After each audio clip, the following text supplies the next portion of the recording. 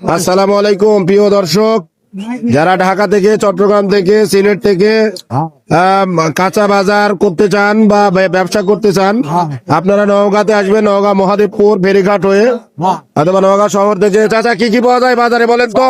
সব রকমের কি কি পাওয়া যায়?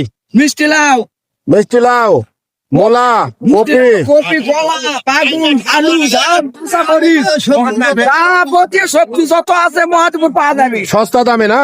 দাদা আমি খালি 20 টাকা কেজি, 20 টাকা কেজি। কপি মনে হয় 10 টাকা করে এখন না? 10 টাকা পিস, আর 10 টাকা পিস। আচ্ছা, গাজর কেমন দাম? 25 টাকা কেজি, 25 টাকা। মূলার দাম? মূলা 15 টাকা 10 টাকা কেজি। ও দর্শক, বুঝলেন, সাধারণ একটু সরাসরি কৃষকের মুখ থেকে দাম কত কম নওগাঁ মহাদেবপুর বাজারে।